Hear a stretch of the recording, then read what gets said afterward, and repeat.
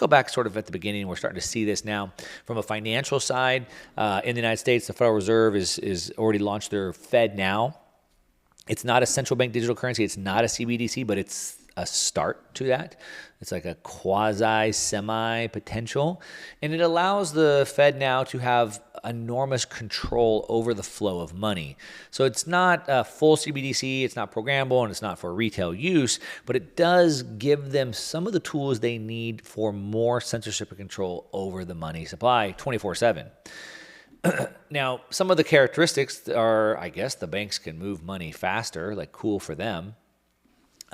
But it doesn't really help you and I, which I guess at this point is good. I don't really want that to happen. But what it does do is it centralizes the power of the money. You see, the banking system that we have today is very decentralized, right? We talk about the Fed printing money, but that's not actually how it works. The banks create money when they issue loans. And so I have community banks in my community that can issue me loans. They're creating money, and they decide that I, as a local resident, need this money. I have a relationship with them. They know my local area. They decide to give me money. And so it's a very decentralized nature of the way that this banking system works and the money is created. But what they want to do is they want to centralize the control. That's where it starts. So the first thing we have to do is we have to centralize the power, and then we can exert the power. Now, it's not without mentioning that in Karl Marx's book, The Communist Manifesto, he says that there was 10 points in order to have communism. Point number 5 was centralizing the means of credit. So it was creating a central bank and centralizing all the means of credit. So a central bank is a communist idea.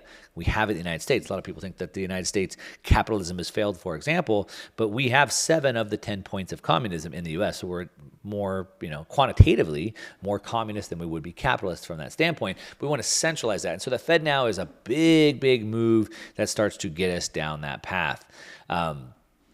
Some of the other things that we see is that now with Fed Now, it could start to crowd out the private sector.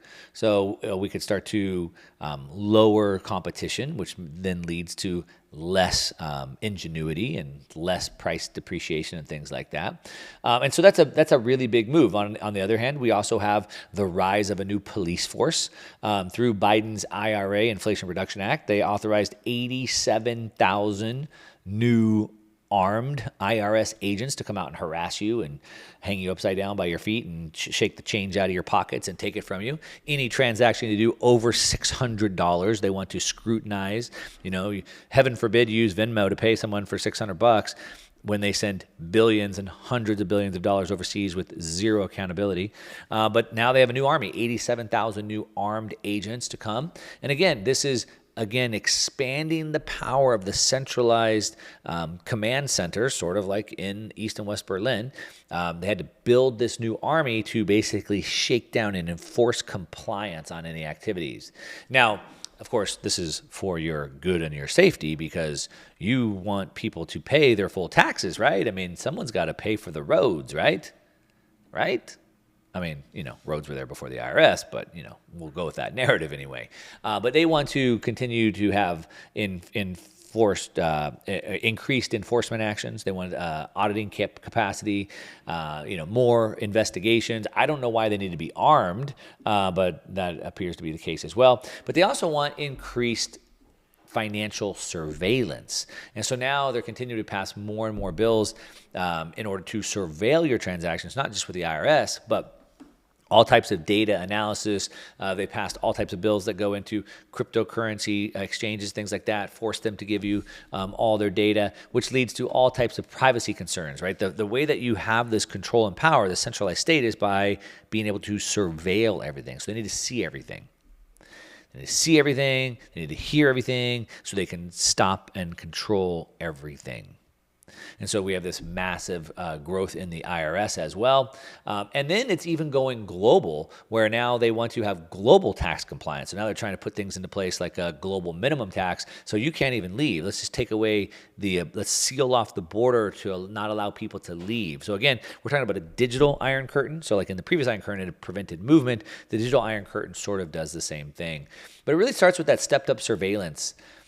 The amount of surveillance that the government has. And we've seen, like I said, the massive encroachment into the new form of money, cryptocurrencies, things like that. We've talked about Operation Choke Point, Operation Choke Point 2.0, where basically the government is trying to stop the flow of money going from the traditional banking system over into the cryptocurrency system. It's very difficult in a lot of cases, depending on your bank. For example, my bank in Puerto Rico won't allow me to wire money to any business related to cryptocurrency. I use a payment company to pay my contractors around the world, and one of my contractors had a corporation with Bitcoin in the name, and when we tried to send them money, just because Bitcoin was in the name, they shut my entire account down.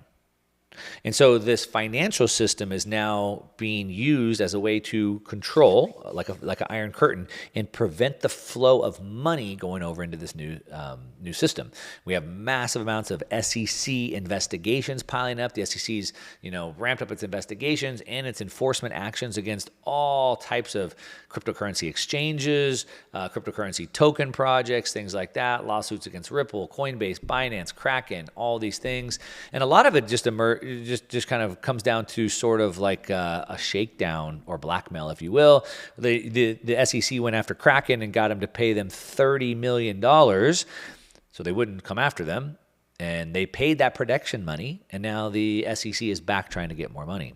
Or look what happened with the SEC and Binance, where supposedly Binance did something illegal, and the head of Binance, CZ, instead of going to court and going to jail if he did something illegal, instead they just shook him down and made him pay $4 billion with a B, $4 billion, and he was fine. He just paid them off.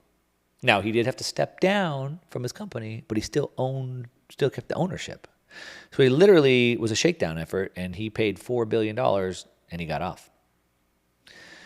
So this is what we're seeing, and not unlike what you saw in the original Iron Curtain, where the government continued to grow. They had to step up the amount of enforcement officers they had. Then they had to continue to enforce more strenuously. They had to have more surveillance, and they had to shake down and control everyone they could to bring more allies onto their side.